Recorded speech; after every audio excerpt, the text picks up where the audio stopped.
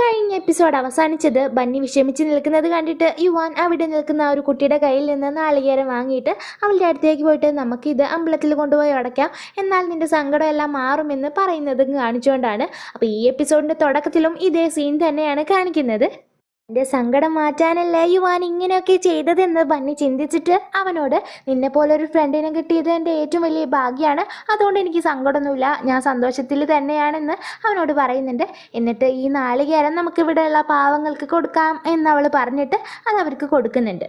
അവർ അമ്പലത്തിൽ നിന്ന് മടങ്ങാണ്. പോകുന്ന വഴിക്ക് മാലിനി പറഞ്ഞയച്ച ഗുണ്ടകൾ അവരെ തടഞ്ഞിട്ട് ബന്നിയെ അവർ നന്നായിട്ട് ഉപദ്രവിക്കുന്നുണ്ട്.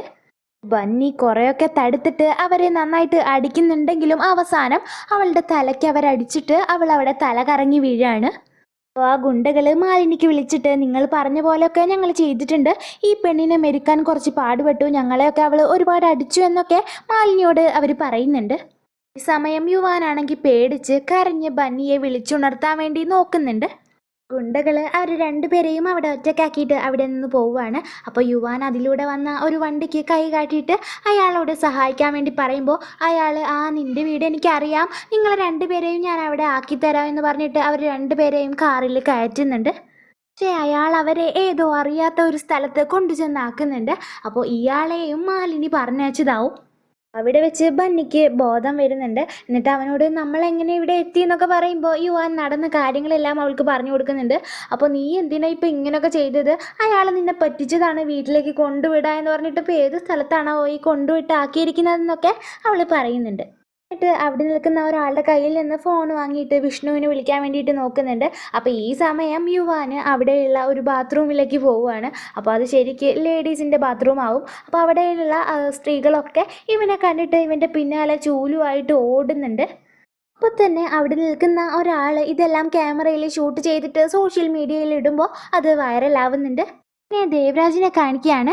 ആളുടെ കണ്ണട ഓൾറെഡി വിരാജും മാലിനിയൊക്കെ കൂടെ ആള് അമ്പലത്തിലേക്ക് യുവാൻ്റെ ഒപ്പം പോവാതിരിക്കാൻ വേണ്ടിയിട്ട് പൊട്ടിച്ചു വെച്ചിട്ടുണ്ടായിരുന്നില്ലേ, പക്ഷേ വേറൊരു കണ്ണട കൂടെ ആൾക്കുണ്ടാവും, അത് ഇവർക്ക് അറിയുന്നുണ്ടാവില്ല. അപ്പോൾ ആളത് എടുത്തിടുന്നുണ്ട്. നിയതിയാണെങ്കിൽ മാലിനി പറഞ്ഞിട്ട് പാവങ്ങൾക്ക് അന്നദാനം ചെയ്യാന്നൊക്കെ പറഞ്ഞിട്ട് ദേവരാജിനെ ഇംപ്രസ് ചെയ്യാനൊക്കെ വേണ്ടി നോക്കുന്നുണ്ട്. ഈ സമയത്താവും മാലിനി യുവാൻ്റെ വീഡിയോ കാണുക. അപ്പോൾ അത് കണ്ടിട്ട് ആൾ മനസ്സിൽ നന്നായിട്ട് സന്തോഷിക്കുന്നുണ്ട്.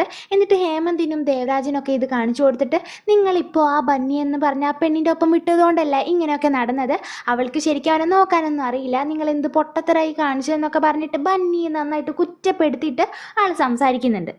മാലിനിയെ സപ്പോർട്ട് ചെയ്തിട്ട് വിരാജും ആഞ്ചലും ബാക്കിയുള്ളവരൊക്കെ സംസാരിക്കുന്നുണ്ട്. അതിനുശേഷം യുവാനെ കാണിക്കുകയാണ്. യുവാൻ നേരെ ഓടി വന്നത് ബന്നിയുടെ അടുത്തേക്കാണ്. അപ്പോൾ യുവാൻ്റെ പിന്നാലെ വന്ന സ്ത്രീകളോട് ബന്നി കാര്യങ്ങളെല്ലാം പറഞ്ഞു കൊടുക്കുന്നുണ്ട്. ഇവന് കുറച്ച് മാനസികമായിട്ട് പ്രശ്നമുള്ള ഒരാളാണ്, അതുകൊണ്ടാണ് അവൻ അങ്ങനെ ചെയ്തത്, നിങ്ങൾ ക്ഷമിക്കണമെന്നൊക്കെ ബന്നി അവരോട് പറയുന്നുണ്ട്. യുവാൻ അവിടെയുള്ള ഒരു കടയിൽ നിന്ന് ഭക്ഷണം എടുക്കുമ്പോൾ അവിടെ നിന്നിരുന്ന ആൾ അവനെ വന്നിട്ട് വഴക്ക് പറയുന്നുണ്ട്. അപ്പോൾ അതിൻ്റെ കടയുടമ ബന്നിയുടെ അടുത്തേക്ക് വന്നിട്ട്, നിങ്ങൾ ഇവനിങ്ങനെയൊക്കെ റിയാക്ട് ചെയ്തുകൊണ്ട് ക്ഷമിക്കണം, അവൻ കുറച്ച് ദേഷ്യമുള്ള കൂട്ടത്തിലാണെന്ന് പറഞ്ഞിട്ട് അവർക്ക് കഴിക്കാൻ വേണ്ടി ഭക്ഷണം കൊടുക്കുന്നുണ്ട്. അങ്ങനെ അവരവിടെ നിൽക്കുന്ന സമയത്ത് യുവാൻ്റെ അടുത്തേക്ക് ഒരു പെണ്ണ് വന്നിട്ട് അവൻ്റെ കവിളിൽ കിസ് ചെയ്യുന്നുണ്ട്. എന്നിട്ട് എൻ്റെ ഫ്രണ്ട് എന്നോട് ഡയറി പറഞ്ഞു, അതുകൊണ്ടാണ് ഞാൻ ഇങ്ങനെ ചെയ്തതെന്ന് പറഞ്ഞിട്ട് ഒരു റോസാപ്പൂവും ഒരു പേപ്പറിൽ അവളുടെ നമ്പർ എഴുതിയിട്ട് ആ പെണ്ണ് കൊടുക്കുന്നുണ്ട്. യുവാനാണെങ്കിൽ ഇതെന്താ ഇപ്പം കഥ എന്നുള്ള രീതിയിൽ ഒന്നും മനസ്സിലാവാതെ നിൽക്കുകയാവും. പെട്ടെന്ന് അവൻ്റെ കയ്യിലെ ആ റോസാപ്പൂവിലെ മുള്ള അവൻ്റെ കൈമ കുത്തുമ്പോൾ അയ്യോ എന്ന് പറഞ്ഞിട്ട് ആ റോസാപ്പൂ അവൻ താഴെ ഇടുന്നുണ്ട്. അപ്പോൾ ബന്നി ഓടി വന്നിട്ട് അവൻ്റെ കയ്യിൽ മരുന്നൊക്കെ വെച്ച് കൊടുക്കുന്നുണ്ട്.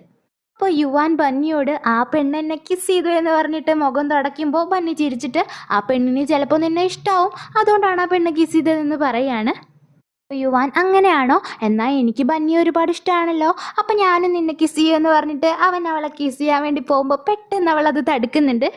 യുവാൻ, നീ എന്താ കാണിച്ചത് ബന്നി എന്ന് ചോദിക്കുമ്പോൾ, നീ എന്നെ കിസ് ചെയ്യാനൊന്നും പാടില്ല, നീ കല്യാണം കഴിക്കുന്ന ആ കുട്ടിയെ നീ കിസ് ചെയ്തോ എന്നൊക്കെ അവനോട് പറയുമ്പോൾ ബന്നിയോട് അവൻ, നീ കല്യാണം കഴിക്കുന്നില്ലേ ബന്നി എന്ന് ചോദിക്കുകയാണ്.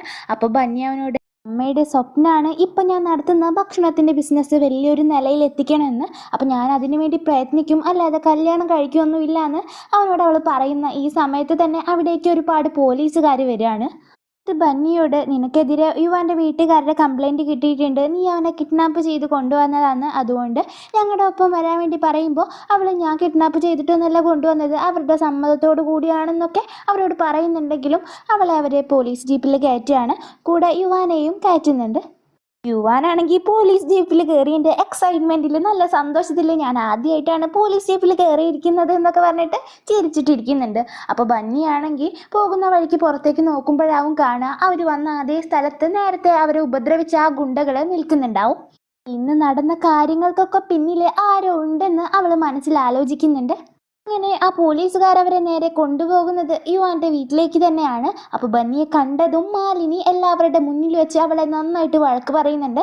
അപ്പോൾ ബന്നി നടന്ന കാര്യങ്ങളൊക്കെ അവരോട് പറയുന്നുണ്ട്.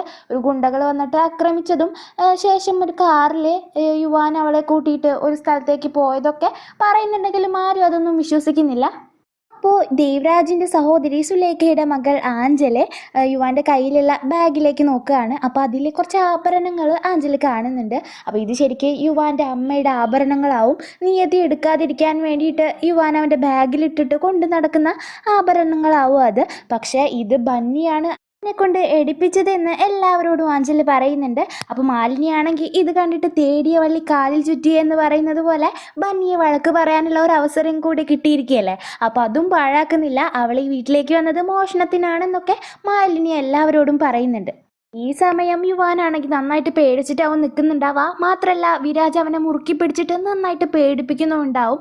അപ്പോൾ ഇവരെല്ലാം പോയി കഴിഞ്ഞാൽ ചിലപ്പോൾ വിരാജ് അവനെ ആക്രമിക്കും, അവനെ ഉപദ്രവിക്കും എന്നൊക്കെ വിചാരിച്ചിട്ടാവും അവൻ അത്രയും പേടിച്ചിട്ട് നിൽക്കുന്നുണ്ടാവുക. അപ്പോൾ ബന്നി അവനോട് പറയുന്നുണ്ട്, യുവാൻ നീ സത്യം തുറന്നു പറയും, ഇവരോടൊക്കെ പറയും ഞാനേ അല്ല നിന്നോട് സ്വർണ്ണം എടുക്കാൻ പറഞ്ഞത് എന്നൊക്കെ അവനോട് പറയുന്നുണ്ട്.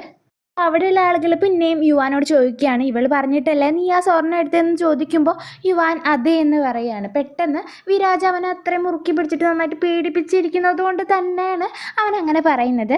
അങ്ങനെ ദേവരാജ് ഒഴികെ ബാക്കിയുള്ളവരെല്ലാം അവളെ വഴക്ക് പറയുന്നുണ്ട്.